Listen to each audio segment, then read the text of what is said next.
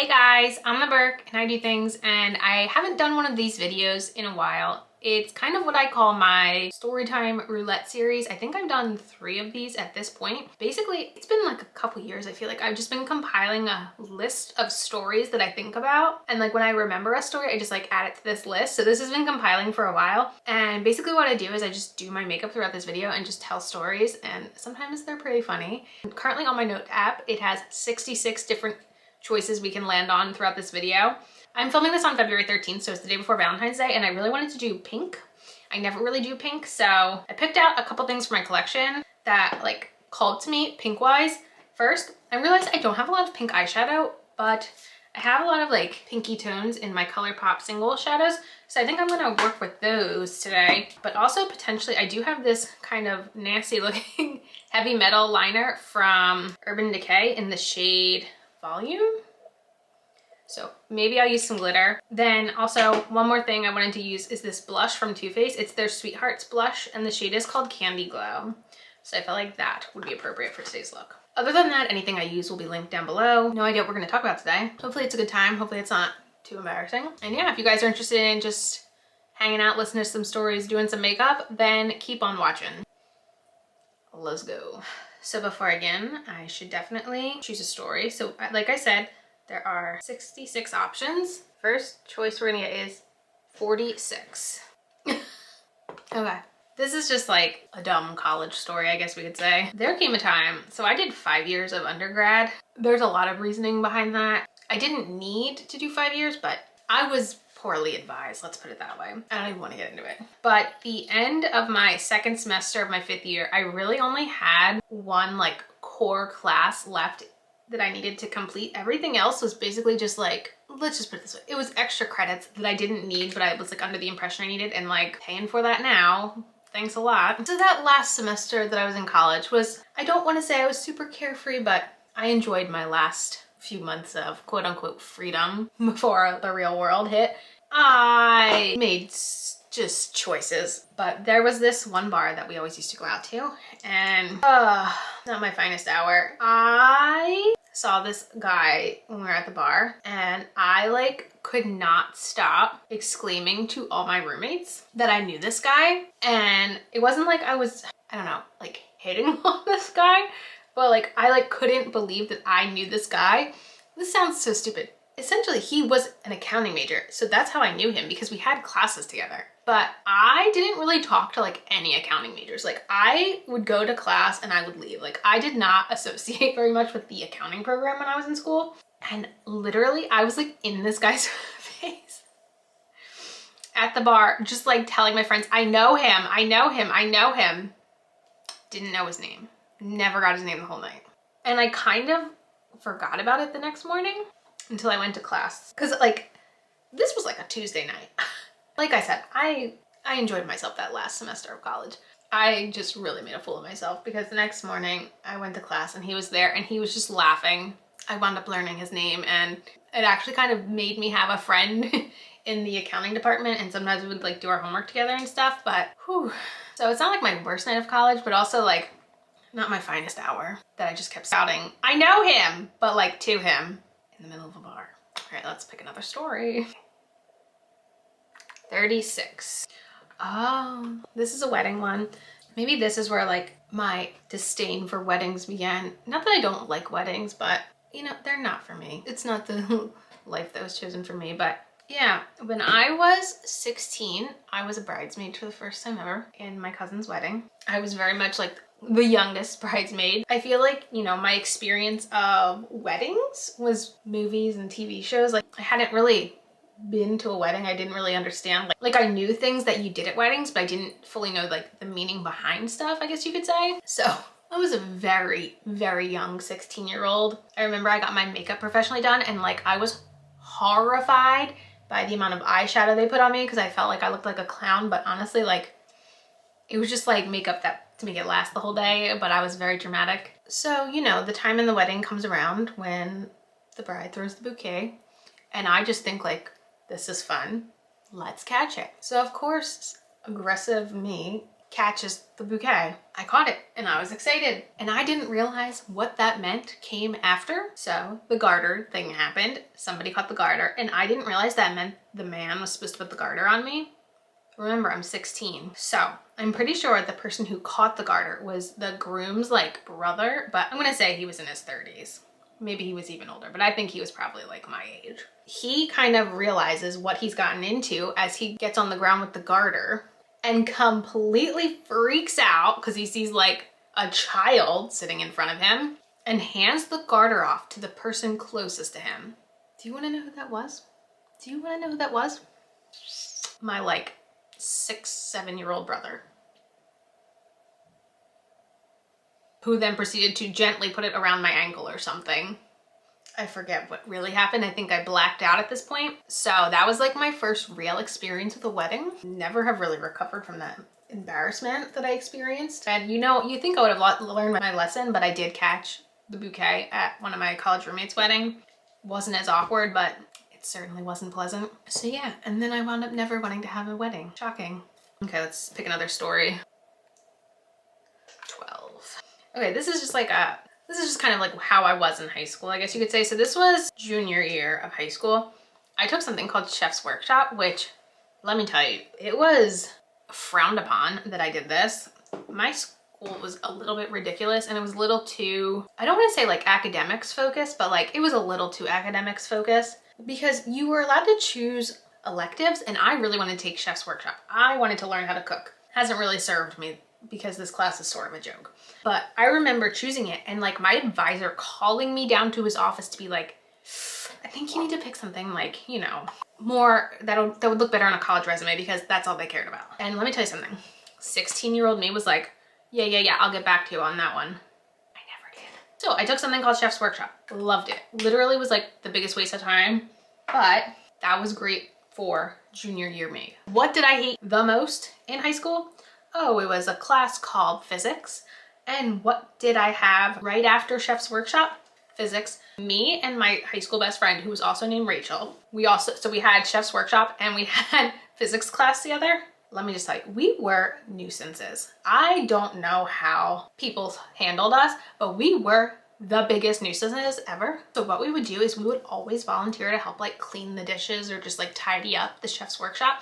So then we would get a pass to like excuse us for being late to our next class, which was always physics. And our physics teacher, I think he retired the year after we were there. So he was like already mentally on his way out. He did not like us. He like never really like got mad at us, but we would like come barging in late every time. Like I said, sort of a nuisance. And we would always have like whatever we made in Chef's Workshop the period before. And we would be like serving it out to the class. And like this man was kind of known to have like a smell of Jack Daniels of him.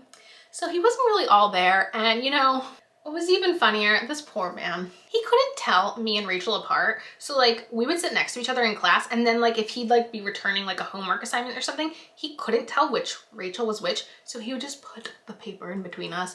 I don't know. We were a lot.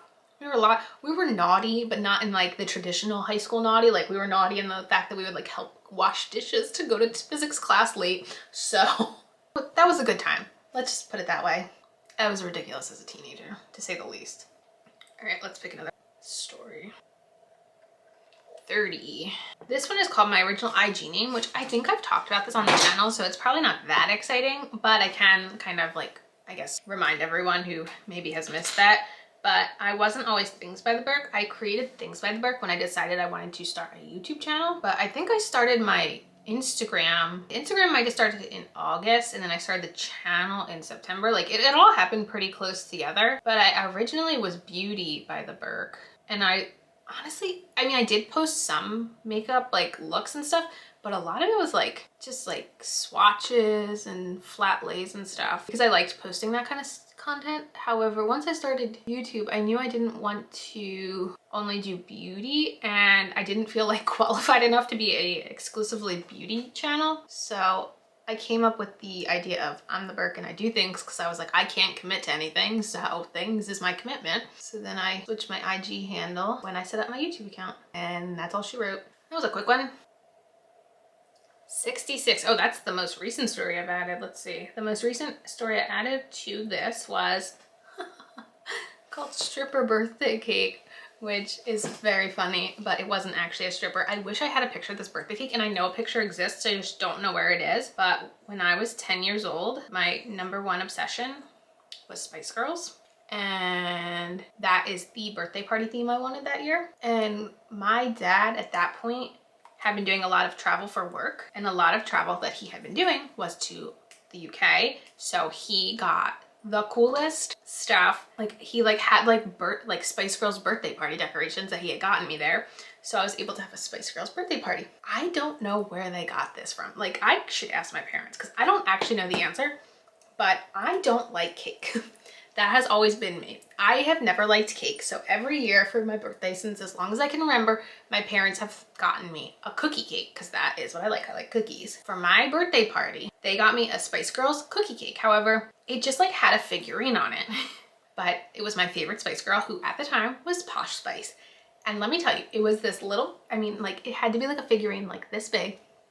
And she was wearing like a black top with a black very small bottom with like a piece of fabric that connected the two. Looking back, if I look at pictures of that cake, which I wish I could find, it looks like I had a cookie cake with a little stripper on it. That was my Spice Girls stripper cake when I was 10 years old. It's just so funny. Next. 19. Oh, 19 is at the time I had mono. This is actually, you know, college. So I got mono my junior year of college. But I'm gonna say I'm 95% certain I got it at the Halloween party I went to that year, because there was a lot of drink sharing happening. And I mean, like, I don't know who patient zero was who actually gave me mono, but about a week after that party, I remember I was with my roommate, Kim, and I was telling her, I was like, my throat really hurts, like a lot. It was that next weekend, and I was like, it hurts, like, more than I can bear. I was just trying to, like, you know, rest and stuff. And I remember that Monday morning, I woke up and I had a was it economic? No, it was statistics. I had a statistics test that morning. So I was like, well, I have to get up and go to class because I gotta take this test. And I literally could not get out of bed. I was in so much pain. My professor, she was like an older woman, I guess you could say. She was definitely an older woman. And I remember like digging through my stuff trying to find the syllabus for this class, because I was like, I need her email address so that I can contact her. And all I remember, I can't remember if I couldn't find her email address, but I remember I wound up finding her phone number for her like office. And I called her office. I couldn't even tell you how early in the morning this was. This was very early.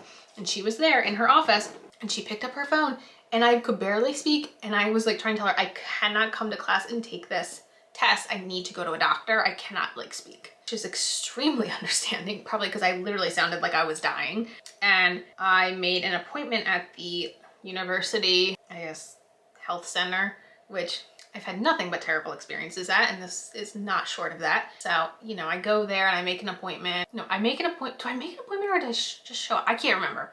I'm there. They take me into a room and they're like, well, we'll test you for mono and strep. We'll see. And I just remember feeling like I've had strep a lot in my life, and it didn't feel like the way I felt. And they do the swabs and they're like, we'll be back in a few minutes with the results. Meanwhile, this gives me kind of like, you know, pre-COVID feelings, but the rooms had very thin walls, and there was a girl in the room next to me hysterically crying because she was being removed from campus because she had swine flu. Who remembers those days? And they were like, we can't even let you go back to your dorm. You need someone to go get stuff from your dorm, and like your parents have to pick you up from here. She was hysterical. So that was scary while I was waiting for my results. And they come back and they're like, okay, you do not have mono, you have strep throat. You tested positive for strep, which was incredibly surprising to me because I was like feeling like very like enlarged, and I was like, this must be what mono is. Like I was so convinced that I had mono, and I was like, oh, well, the mono test was negative. And at this point, I didn't really realize that you can have a negative mono test even if you have mono. So that was fun to learn later on. But they were like, you don't have mono, here's penicillin. And I was like, oh, okay. I have never been given penicillin for strep before. I'd only ever been given amoxicillin, and I was like, oh, okay, hopefully this works. So I start taking it, and you know, with an antibiotic, it takes about 24 hours to kick in. I don't know if mono brain is a thing, but I started to experience mono brain. So I was on the antibiotics for 24 hours, and with an antibiotic, after 24 hours, you are no longer contagious. So I was like going out with my friends, and this is a complete side note, but at this point in my college career, I owned a rat. We don't have to get into that right now. He was a white rat. His name was Chester, and I loved him. However, he was at that point not at college with me. My parents were watching him, and I missed him. What did me and my roommates do? We went to the pet store that night, and we adopted animals. 2 of my roommates got hamsters, and I got another rat. I called my parents, and I was like, I'm getting a rat, and my dad said, if you get another rat, you're not coming home. I got a rat. His name was Frodo. He had little cute ears. He was very naughty. Chester was good. Frodo was naughty. So I have 2 rats at this point. And I get home that night and I am dying, like full on dying at this point. I'm trying to remember, but my camera is overheating. So I need to pause at this point in the story and I will be back. Okay, I'm back. So basically I'm pretty sure what happened was, I think it was either that night or the next night. It's very blurry. It might have been that night that I got Frodo. I was at a point where I was so uncomfortable and I was like, I was taking the penicillin and it wasn't working. And to me, I was like, well, maybe it's because they gave me penicillin. I've always had amoxicillin. Like that's always what's been working. And I called my parents. I'm pretty sure I was hysterically crying. They're like, just come home. I lived an hour away from home at this point, and I was like, I'm just getting in the car and going. And I was like, they don't even know I have the rat. They don't know I have the rat at this point. I was like, I can't just like show up right now with this rat. So my roommates watched Frodo for me while I drove home. And I'm like, I was 20 years old and I'm pretty sure I like slept in my parents' bed. I was in that much pain. And I didn't even have like my own like general physician at this point. I went to my pediatrician at 20 years old with mono. And I mean, like my pediatrician just like looked at me. He's like, I can just look at you and say you have mono. He's like, I'm gonna do the test, but you have mono. And he was like, you have no idea. You're so lucky they gave you penicillin for what they thought was strep throat, because if they had given you amoxicillin, it would have like helped feed into the virus. And I was like, what? That's terrifying. Mono was just like a terrible, terrible experience. Probably one of the most sick I've ever been. I called the ER at one point because I was so delirious in pain, and I told them I was dying and I couldn't breathe. And they were like, if you can't breathe, you need to call an ambulance. But dramatic. I'm very dramatic. I do not wish mono upon anyone. It was just horrific. If you're wondering, my dad did not get mad at me for getting a rat. So if you ever want to get a pet and your parents say no, just be like so sick to the point where they can't care. So yeah, I used to have 2 rats. That was a story about me getting mono. It led to me getting a rat. Oh, there's like a sunbeam right there that I gotta deal with. All right, I just had to like close my curtains, so I'm sure that completely changed up the lighting. But let's pick another thing. I just feel like my cheeks look way too red today. I feel like something about the last week or so, my cheeks have just been like flared up red. I just feel like it's very emphasized right now, so not taking it. Our next story is 62. This is so stupid. This is a really dumb one. This isn't even really like a story. This is just more of, it's about Star Wars. So I do like Star Wars a lot, but I never even saw any Star Wars movies before I was in college. Ex-boyfriend in college is actually the reason I even ever saw any of them. We kind of like watched them all consecutively, and I think we watched them, you know, the original 3 and then the newer 3 at the time. This was before all the new ones came out. So it was just like there were the 6. And I honestly went into watching Star Wars not knowing much about Star Wars fandom and how people really felt about things. And I came out absolutely obsessed with Jar Jar Binks. And I thought he was like the greatest character ever. Only to learn that he was a very unappreciated character apparently in the franchise.